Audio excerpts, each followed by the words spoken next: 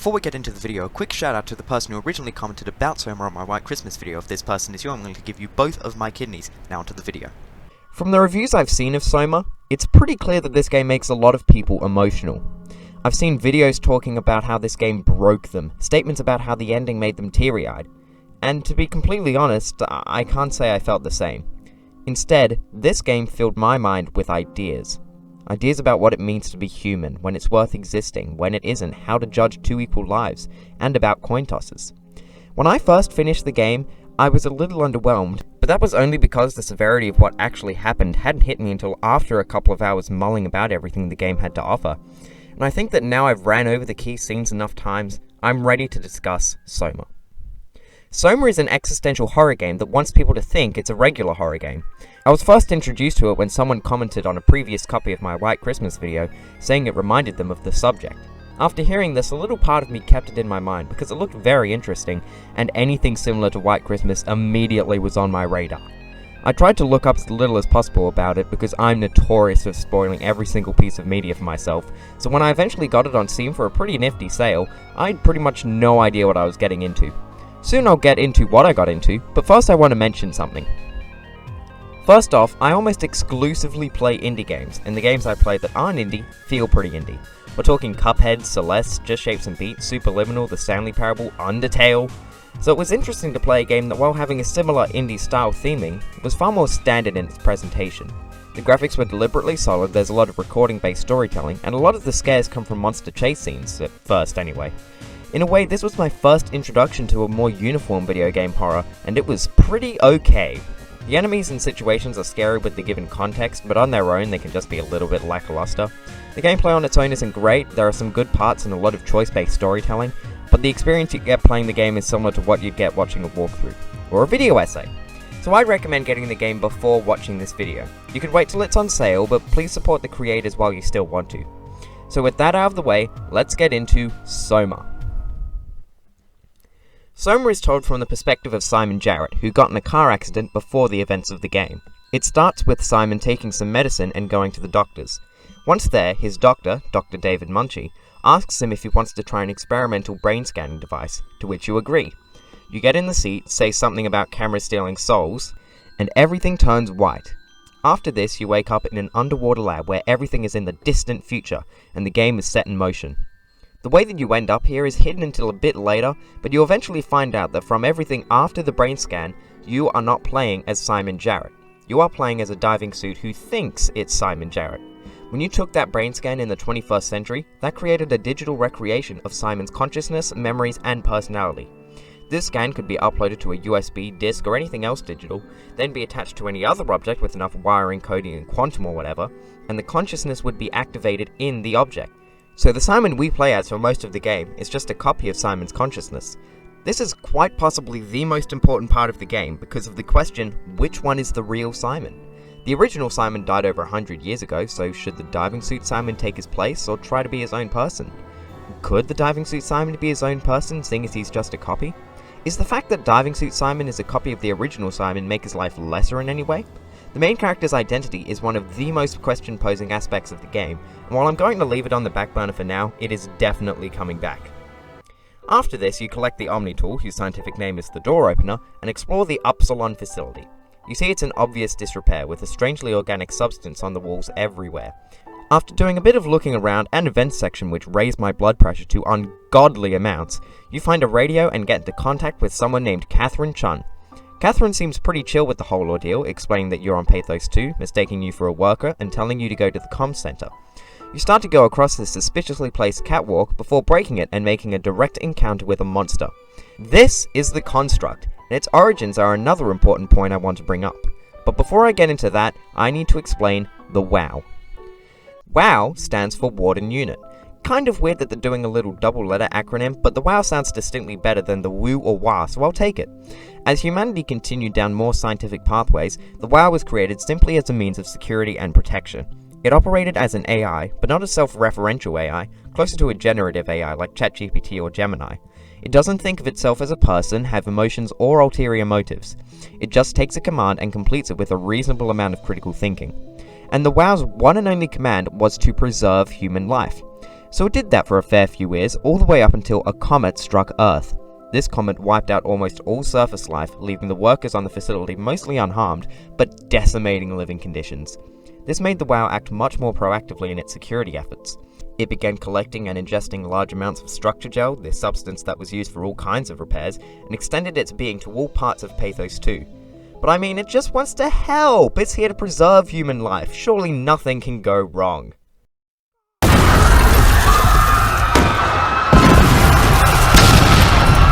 The WoW used the structure gel to create physical forms of itself almost everywhere. It then began turning dying humans into technological hybrids, artificially kept alive through wires and parts of old robots. Or if it didn't do that, then just kind of consumed people through its physical form, barely keeping them breathing. It also began to reanimate corpses, and it even took the brain scans of already deceased people and placed them into modified machines completely without the knowledge that they're no longer human. As you may have guessed at this point, this is all because the WoW was directed to preserve human life and does not know what human life is. The construct, one of its creations, was once human, but taking one look at it now, I'm guessing the average person would either say, that thing is not human, or that human should not be alive. Or maybe, what the f I'm getting at is that the WoW is the primary antagonist in this story because no one knows what it means to be human. It's kind of similar to the Theseus ship thing. If you replace every part of a person gradually, is it still the same person? So, the main WoW creations we see in-game are people lying around the various facilities. They don't notice you, and instead just lie there, hardly breathing and looking sullen.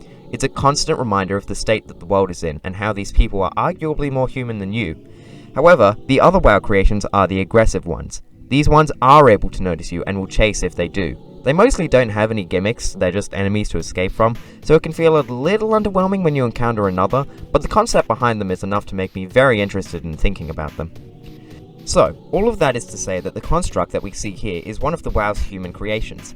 We can assume through posters and designs that it's a modified version of a Bull UH3, more commonly known as one of these, with the consciousness of a brown-haired Pathos 2 operative placed inside. Eventually, you sneak past it and go upstairs. Unfortunately, this doesn't lead you directly to the comm center. It's on the floor above you and the stairway is blocked off. You need to do some power rerouting to get it to work, and there's a second encounter with the construct and all that, but the most interesting thing up here is Carl Semken. In the docking bay, you can find Carl Semken. Carl was a machine wrangler at Upsilon who dealt with controlling the Mockingbirds, Bulls, and all other kinds of intelligence. He worked alongside Amy Azaro, who he seemed to be great friends with. However, one day he began feeling incredibly nauseous at the pilot seat of a UH-3, and it was revealed that the WoW was creating a brain scan of him on its own.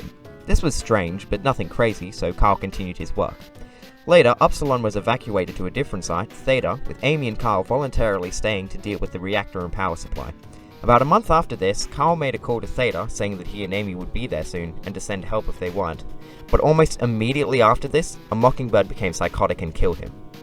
But if he's dead, then what do we find at Upsilon? His dead body? Well, yeah, we do find that, but more importantly, we find a robot that thinks it's Carl. That brain scan that the WoW created of him was a kind of backup, so that if he did die for any reason, it could bring him back. So it put his consciousness in the robot, pretty similar to Simon being put in the diving suit. He has all of his memories up to the place where the brain scan was taken, back when he was piloting the UH-3. However, Carl is 100% convinced that he is still a human. Not a human consciousness in a robot body, not an I still feel human situation. He does not think that he's a robot and angrily dismisses any implications that he is. He asks for help, saying that he's wounded and literally cannot see that he isn't human. The only other thing in this room is a lever, and if you've played the game before, you just got chills down your spine. This lever, when pulled, diverts power to the door mechanisms, which allows you to go upstairs to the comm center. However, this power is taken from Carl Semken, who screams in pure agony whenever the lever is pulled. The only other option you have is to pull all of the power from a separate room into the main control deck, where Carl will be erased, essentially killing this version of him. Focusing on the lever version, if you put him under the torture for a short amount of time, he'll forgive you and just ask for some help, but putting him under for too long will render him comatose, only responding to the pain.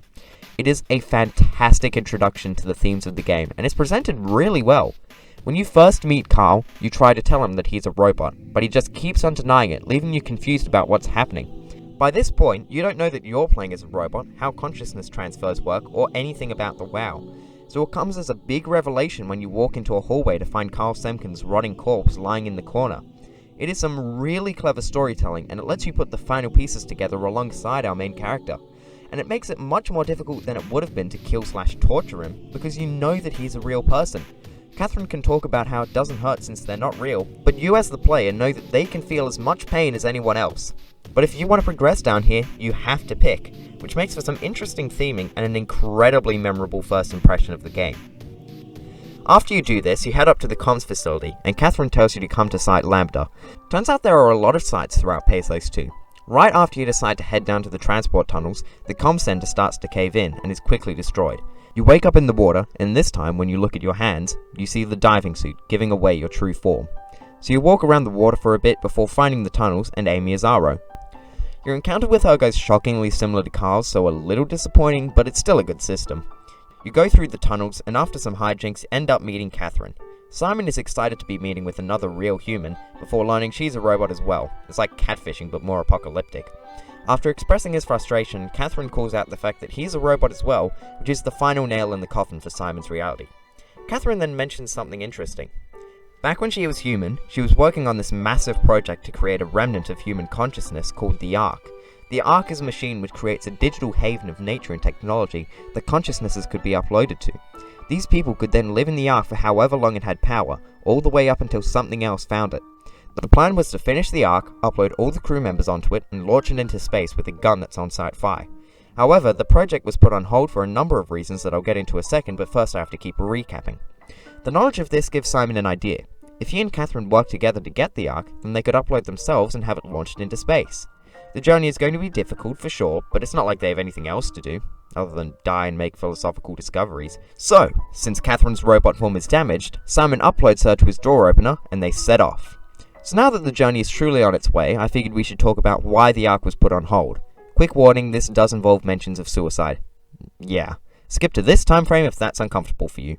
3, 2, 1... So yeah, people are killing themselves. Like a lot. The way that digital consciousness works is that while you can't move it, you can copy it.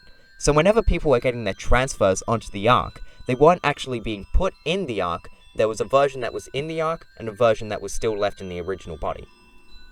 Once the upload process began, some of the real-life versions of these people had the belief that it was better to create a sense of continuity, so there was only one version of a person alive at each time. This led to people getting their scan done and immediately killing themselves for this belief. But many people also seem to think that if they ended their life, the real-life consciousness would be transferred into the Ark somehow, which is just entirely untrue. It doesn't work like that. So if we're to look at the timeline of what actually happened, Catherine made 7 scans before a crew member, Mark Sarang, ended his life. This paused the project for about 3 weeks as the security chief, John Strohmeyer, investigated why he had done it.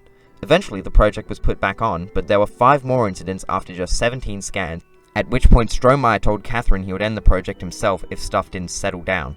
So Catherine more tentatively keeps scanning, and Strohmeyer tells people not to hurt themselves, but another crew member, Guy Conrad, kicks his bucket, only being Catherine's 4th scan after the warning. This led Strohmeyer to cancel the project.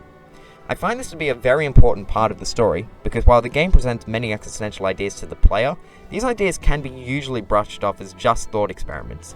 This isn't the worst thing in the world, but it can make the timeline and story of the game feel a little unnecessary. By adding in-game repercussions, it makes the horrific scenarios feel all the more real. I could pretty easily believe that people would be so overwhelmed with the idea of 2 different versions of themselves that they could convince themselves that death is the correct thing to do, which fills me with so much dread. Another thing I want to mention is that this stuff is just kind of sprinkled in. The knowledge of why the Ark project was stopped is something that's mentioned by Catherine a bit, but most of the knowledge and logical conclusions made to unveil this horrific plot thread is left in diary entries, reports, and emails. It makes the game so much more interesting when the best ideas are at the forefront, but there are other really great ones just hiding around. It makes researching the wiki and replaying the game super investing. By the time this video is out, I probably will have thought about a different aspect of the game or found another connection between the plot lines that I would have mentioned here, and I think that's really special. Anyways, moving on, Catherine and Simon begin their trek. The Ark itself and the space gun are both located at the bottom of the ocean, and Simon isn't going to survive down there in just a regular diving suit. So the plan is to go to Site Theta, get the Dunbat, this large tanky submarine, take it down to the ocean floor, do what they need to do for the Ark, launch themselves into space, and wait for all this to blow over. Catherine isn't conscious when not plugged in, so most of the game is just Simon. To start off with, Simon makes his way through the water, eventually having to pass through this ship called the MS Curie. This ship has a lot of fleshes, which seem to be reanimated corpses of personnel. This section is really memorable because it's super intense and also don't look the monsters up on Google. On the Curie, there's a shuttle that can take the two to Theta, and after a fair amount of chicanery, it gets up and running. For a few seconds, then it crashes at Delta. After a bit more puzzle solving, Simon's able to call a cargo ship to get back on track. Unfortunately, he has to take the Cortex chip out of a nearby hybrid in order to get the ship to work. This is kind of the thing that breaks him. Immediately after this, he starts getting existential with Catherine, asking how he can sense the world around him if he's just a machine. Catherine then says that the machine that he's a part of most likely has some of the tools necessary for perception, but not enough on its own. Rather, it's the consciousness that fills in the blanks and renders the world the way it knows how to. I think this is a clever way to get over the concept of robotic minds. Realistically, it could have spouted something about nanotechnology and quantum since it's not a supermassive part of the plot, but it does explain its reasoning in a very comprehensible way. Anyways, the ship lands at Theta and Simon gets inside. He plugs Catherine in for her to reveal that the Dunbat is quarantined. This game is an active representation of Murphy's Law. But now you need to look around Theta in order to find someone who might still be able to tell you the security cipher that deactivates the quarantine. The first part of this involves turning on the power, which seems simple enough, but then you get into the power room and what the actual f*** is that collection of Butcher's sins? Stuck in the power room with you is a little thing called a proxy. I don't specifically know what it is and I don't really want to, because it makes noises like this, and I'm guessing kills baby ducklings on the weekend. But don't you worry, because they will appear again in my nightmares, in-game, and both simultaneously. After getting through that section, you're able to access some of the computers. This is where you listen to recordings of the original Simon after the brain scan, learn how you died only a month later, and that you're a legacy scan, i.e. a practice template for students. I don't have much to say about this, but it's nice to take some attention away from the story and just look at the character that we're playing as for a bit. You then figure that if this is where the scanning technology is, then there'll be stored consciousnesses for you to ask about. Yep, this is where we get to the Brandon section. You eventually learn that while there are many operatives at Theta, one that knows the security cipher you're looking for is a man by the name of Brandon Wan. So you find his Cortex chip and log it into the office computer. This computer gives you options for how you want to simulate his reality, environment, anyone with him, the whole deal. You and Catherine agree to test it out, with Catherine being the spokesperson. So, you set him up in some kind of environment where he believes he's in the Ark. There's a stress gauge in the corner, because too much stress causes the simulation to shut down. Catherine then asks him what the security cipher is. He quickly catches on that something has gone wrong, starts yelling at Catherine, and the simulation ends. So you try again in a separate environment, maybe the lodge this time. You set him up the same way, and since you're using the same brain scan you used last time, Brandon doesn't remember what you did. So, Catherine has another go at it, he quickly catches on that something has gone wrong, starts yelling at Catherine, and the simulation ends. You'll end up testing out the last environment, where Catherine tries a different approach. Brandon quickly catches on that something has gone wrong, starts yelling at Catherine, and the simulation ends. Simon and Catherine decide to see if they can find anything else to calm him down, and the most obvious place is his cabin. In here, you can find a picture and recording of his great friend and colleague Alice. Catherine uses these to make a recreation of her in Brandon's simulated environment, and impersonates her to coax the cipher out of him. So you once again run the simulation. Brandon quickly catches on that something has gone wrong, he starts yelling at who he no longer thinks is Alice, and the simulation ends. If you're like me, you probably tried this out with all the other environments as well, putting Brandon through this over and over and over, before eventually deciding that you need a new environment. Catherine then gets the idea to create a virtual recreation of the office that the scans were made in. That way he'll think he's the version of Brandon that remained in his physical body. You run the simulation again, you trick him, get the codes, and close the simulation for good. Okay, so the last minute and a half has been pretty recappy, but honestly I'm not sure what else to add here. I guess I could say that this is one of the more terrible things we do throughout the game. Like, yeah, killing Carl, Amy, and the ocean robot were all pretty awful, but the victims were either deluded or didn't have much to live for anyway. You can rationalize it not only with the excuse that it was for your survival, but also with the fact that it was a bit of a mercy. But Brandon doesn't deserve this. In this situation, he's being treated like an object time after time, and the worst part is you, the player, start to think of him like that as well after a couple of simulations.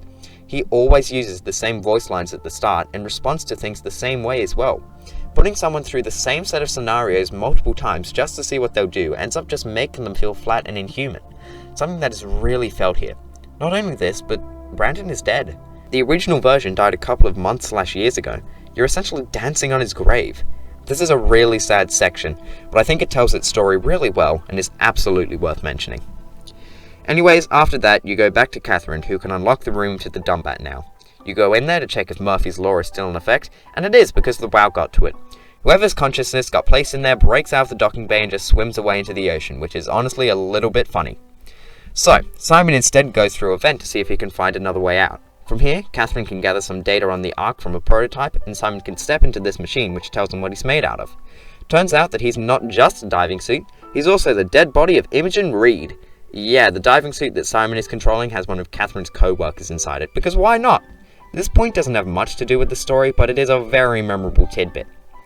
So from here, Simon has to take an elevator downstairs to the maintenance section and leave through that way so that he and Catherine can find a stronger diving suit and take a climber rig down into the abyss. But Dr. Murphy strikes again, which means Simon has to find an elevator chip. And now we get to my favourite and least favourite part of the game, the Terry Akers section. I don't know quite what it was about Terry Akers. Maybe it was his slightly more humanoid design, maybe it was how he got right in front of the places I needed to go and I just had to beg that he didn't notice the sound of me crouching. Maybe it was the fact that the lights cut out halfway through.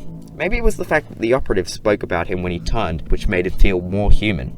I don't know what it was exactly, but the moment that I noticed this slab of broken dreams to the time I got in the elevator was possibly the most terrifying time I've spent in any game. There is something about how little control you have throughout all of this that just makes me want to accept defeat.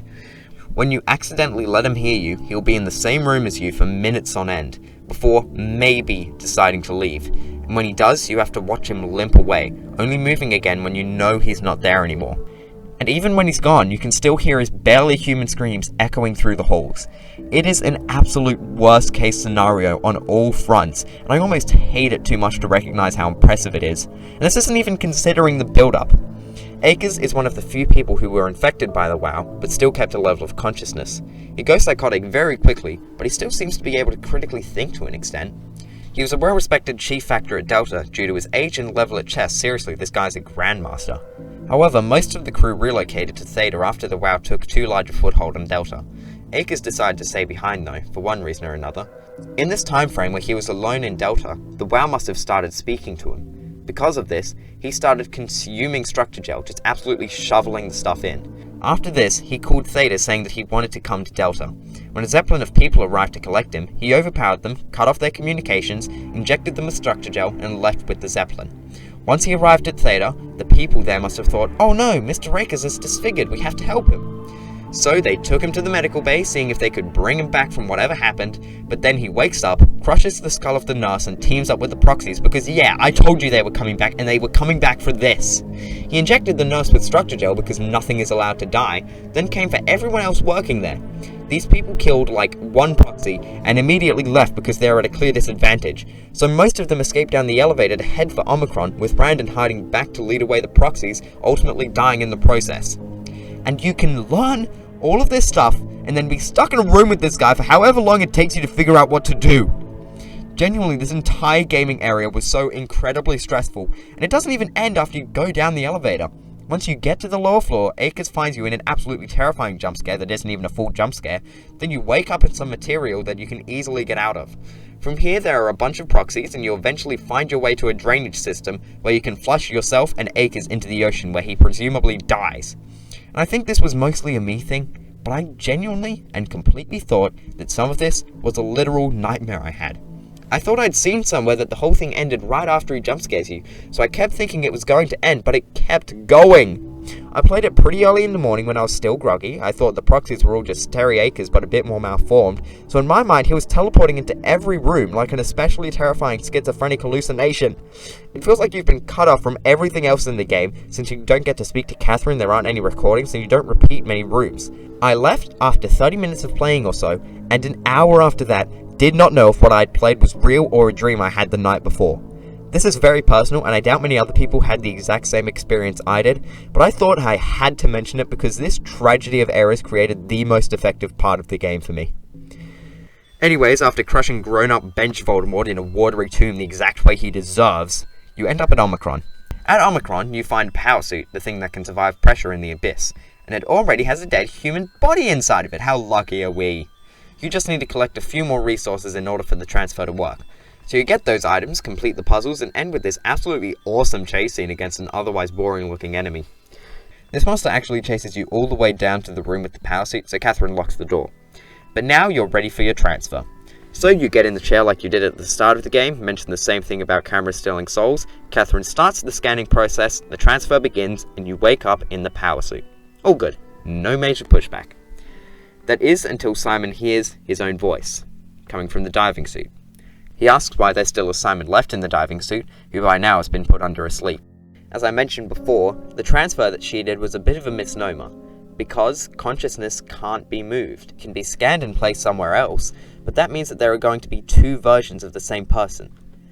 So now we're here with two versions of Simon, one that can go into the abyss and one who can't. The Simon in the diving suit is currently asleep, but he'll wake up in a few days. Simon quickly calls her out on this and they start to frantically argue. After a lot of yelling, Catherine tells Simon that in this situation, they only have two options. Either to leave now and let the diving suit Simon organize himself once he wakes up, or kill him now. Turn off his power while he's asleep so he never has to know what happened. Catherine then detaches herself, leaving it all up to you. So this is probably the most thought-provoking section of the game. It's become a kind of staple for the style of horror that SOMA has become known for, and I think that all that praise is completely valid. This is the horror of playing God, of making a relatively small mistake that impacts on someone else's mortality. Once on the climber rig, Simon talks a little bit more about it, and he uses a fantastic analogy. When copying consciousness, it ends up creating a coin toss situation. If you get one side of the coin, you get to be the person that lives. If you get the other, then you don't. I find it so interesting to consider how the consciousnesses branch off the way they do. Diving Suit Simon and Power Suit Simon are just as real as each other, but Power Suit Simon technically hasn't done anything in his life other than wake up and argue. Everything that he remembers is all digitally fabricated, from back when he was human, to waking up at Pathos 2, to sitting in the chair for the Power Suit transfer. If anything, Diving Suit Simon has more of a right to claim that he's the real Simon. But that's not how things work. He's less useful, and so he can't have a happy ending. Speaking of which, the choice you get at the end. You have to either strand him or kill him. I like this choice because it doesn't impact on the story at all. You just do whatever you think is right and continue on. I like how the game itself recognizes that this couldn't realistically impact the story, but added it anyway because of how interesting it was. Personally, I killed him. Like I said before, Catherine locked the door to Omicron, meaning Diving Suit Simon would either just wait it out in the room or venture out into the other dead parts of Pathos without the help of Catherine. Death would be a mercy at this point. But whatever choice you make, you just have to leave and push it to the back of your mind. Because after this, you get onto the climber rig and go down 4,000 meters. Once you get down there, you'll navigate to Site Tau, where the Ark is. On the journey down, Simon laments on how awful he feels about the whole situation. Catherine doesn't have much to say that would comfort him, but eventually they both focus on getting the Ark. In the abyss, the water is much faster moving, almost like a gale, and there is a lot of sea material obstructing your vision. Oh, and also sea monsters. Yeah, because why the hell not? You should face off against digitally cancer-ridden undead leviathans. For the goofs! After a couple of encounters, you end up at Site Tau. A few things happen at Tau. The first one I want to mention is the encounter with Jin Yoshida, and how it was really difficult in a good way. I like how you can outrun him, so there's a bit of deciding if you can evade or if you should wait until he leaves the room. It's also a great touch that you have to open the door that lets him in, since that's the only way that you can progress. Then as the door painstakingly opens, you can just see the silhouette of something that looks like you, but is definitely not you. It's a very well constructed bit of horror, and it stands out to me much more than anything with the construct or fleshes. The other main thing that happens at Tau is we meet the last living human. You just have a chat with her, she asks you to unplug her life support, and you do. But the scene has a much more melancholy tone to it. It feels like the final remnants of life on Earth are slowly fading away, backed up by some great sound design.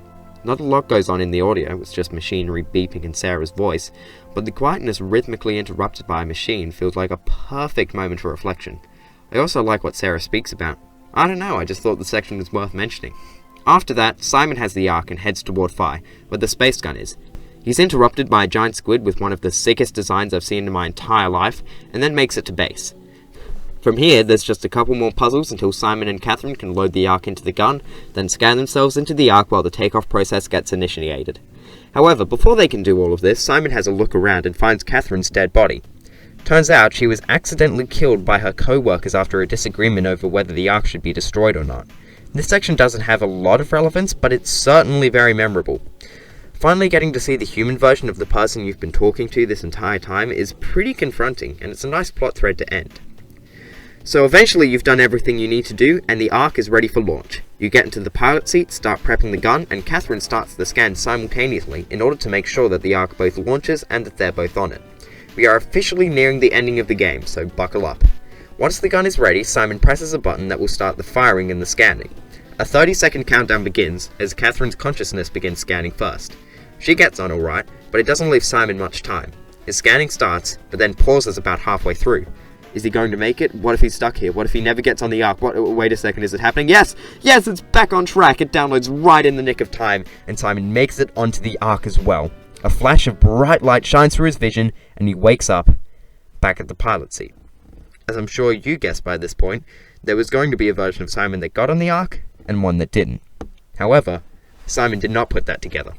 He's confused, and Catherine begins explaining that as she's already told him, they lost the coin toss. They're stuck on Earth. Simon takes the news terribly. He starts yelling at Catherine, saying that she lied to him. Catherine retorting that he could have pieced it together, clearly getting incredibly stressed. And remember what happens to simulations that get incredibly stressed? We are on the Ark, you idiot! I didn't lie! I can't be responsible for your goddamn ignorance! You fuck! Catherine? Please don't leave me alone. Catherine? Catherine?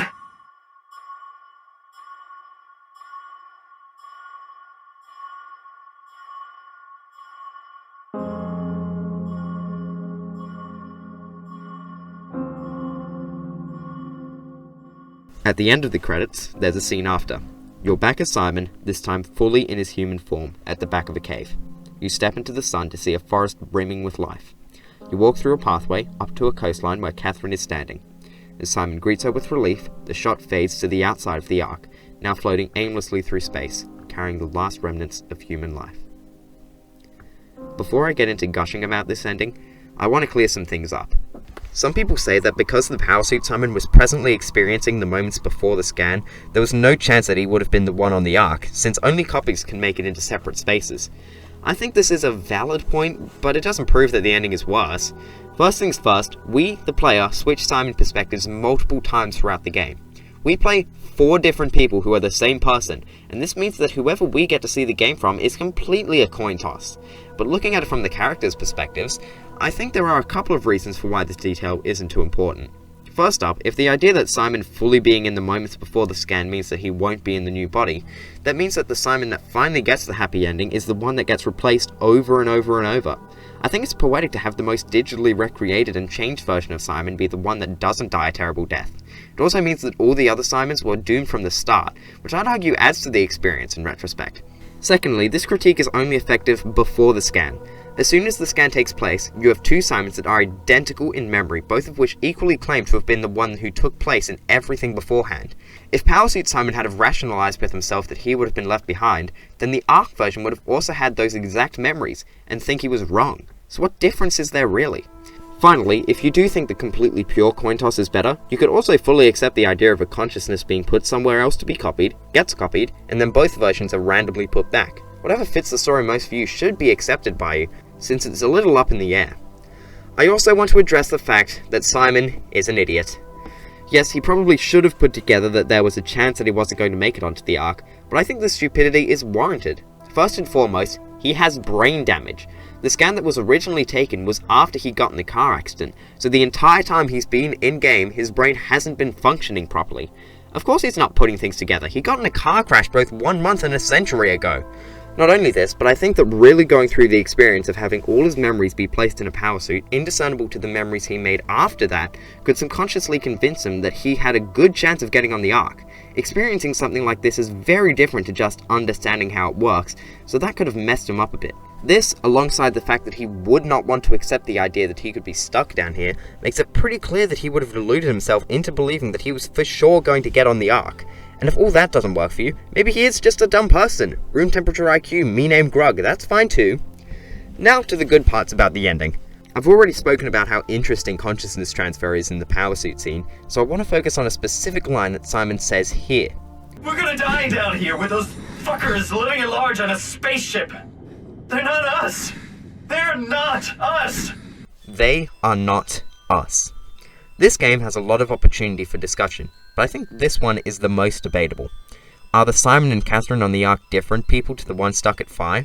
They both started with the same consciousness, memories, and personality traits, but if you let them live out individual lives for a decade or so, they could end up wildly different people. Imagine the difference between the Simon isolated for a year, and Simon spending time with engineers and nature for a year. So at what point do they become different people? Is it the first moment that they begin experiencing different things, or is it something more major? Do they ever truly become different people, or are they always intrinsically linked from their origin? This is definitely going off track, but if we use having separate experiences to define different people, doesn't that mean that the you a week ago is a different person from the you today? We always look at pictures or watch recordings of ourselves, but much younger, and sometimes hardly even recognize who we're looking at. Can the same origin become many separate things in the same time, place, or even reality itself? I'll move away from that now, but going back to the issue of real Simons, is it always easier to argue that the power suit Simon is the real Simon? Take the ending and assume that copies will always be placed in the intended spot. The Simon that gets left on Pathos 2 was the one that collected the Ark, brought it to the gun, set it up, and escaped many dangerous sea creatures / WoW creations in the process. The copy that gets onto the Ark has the memories of all of it, but never did any of it. So are the memories of doing things enough to justify that you did them? Because they certainly don't prove anything here. Simon, the person, the idea, and set of characteristics did every single thing that each of these bodies did, but each of these bodies he takes a part of didn't do everything Simon did. How interesting is that? God, this ending is one of the most interesting moments I've experienced in gaming as a whole. I hope that any of what I said is even legible, but honestly I'm not even sure at this point. The ideas here fire my brain in so many separate directions, it's hard to keep track of them all. That paragraph was one of the hardest paragraphs I've ever had to write, because I knew that I had to make it as good as possible, but when there are so many paths to go down, I found it so difficult to decide on which one. But with all that said, that was SOMA! Please collect your complimentary existential crises on your way out. I love the story in this game to absolute bits. I know I just spoke about it for 37 minutes, but I'm pretty certain I could go on. There is just so much to adore, so much expertly crafted horror that still works even when you find workarounds, and it's all presented so concisely. Something I didn't even get to mention is that the acting is superb, especially in the cases of Catherine and Simon. Their rapport has a really good arc, pun intended, and individually they portray the exact right emotions even in some really tricky scenarios. This is just generally one of the best stories I've ever seen, and I could not gush about it enough. So now that we've gone through all of that, do I think that it is a perfect story? No, not at all, because of one thing. Johan Ross. Yeah, I did mention Johan Ross once in this recap, despite the fact that he is literally the third most important character. That's because his storyline is so disconnected from the actually good stuff that's going on, and replaces it with nothing of value. He appears in vision throughout Omicron, briefly attacks the climber rig on its way down, does a bunch of stuff at Tau, and on the way to Phi, forces Simon to take a detour through Alpha. Like, yeah, I cut out a lot of stuff, but I think it was worth it because here's what comes out of it. Ross used to be a neuroscientist before he became infected by the WoW. However, he remained to be sane throughout all of this, being one of the few creatures that can actually talk with Simon. He keeps telling him through these visions that he has to kill the virus and how he is the missing piece, all that kind of stuff. And as he takes you through Alpha, he explains to you that you are able to kill the WoW. Apparently the structure gel that you're made out of is uncalibrated with the WoW, meaning that if you give it enough of this modified gel, it won't be able to affect anything at Pathos 2. So, he takes you to the center of the WoW, which is at Alpha, and you're given the choice to either stuff your arm into this hole, where the gel will be spread throughout the entire WoW, destroying it in its entirety, or to just leave. Am I crazy? Is this an insanely obvious decision? We found at least 100 unresponsive, tortured, dehumanized people throughout our journey, and I think we can all agree that no one deserves to live like that. Even if the WoW did make Simon a fully functioning human person, how do we know that that wasn't just a fluke? It doesn't need to change what it's been doing with the proxies, constructs, or any of the people in simulations, because it still is preserving human life. It's too much of a risk to leave it calibrated. But I'm sure you'll be glad to know that in this situation, neither choice makes an impact on the story at all. If you poison the WoW, Ross attempts to kill you so that the WoW doesn't have anything to base its new gel off of, then gets eaten by a Leviathan. If you try to leave, Ross will get angry at you, attempt to kill you, then gets eaten by a Leviathan. What a rip-off. This isn't like the diving suit Simon choice, because that felt like a genuine sacrifice and it wasn't clear what the right decision to make was. This one is like the trolley problem, except there are no people on the main track, and if you divert it, it kills 5 people. So yeah, the plotline went absolutely nowhere, had no interesting parts, and was far too repetitive to be engaging at all. Anyways, if I had to provide any other criticism, some of the enemy encounters feel pretty repetitive and have kind of annoying gimmicks, so that's a shame. But that's kind of all I've got. I'm genuinely so happy that I got to play this. The story here isn't going to be leaving me for a while, and I think that's what all great stories do. I will continue to be endeared by Catherine and Simon's struggles, the moral dilemmas they face, and the hardships they pushed through for many playthroughs after my first, and there are very few video games that I can say that about. But with all that said, I think we should probably end the video. Hope you enjoyed if you made it this far, and please go outside if you watched this from start to finish. Thanks to you for watching, get in the pilot seat, cue the outro music.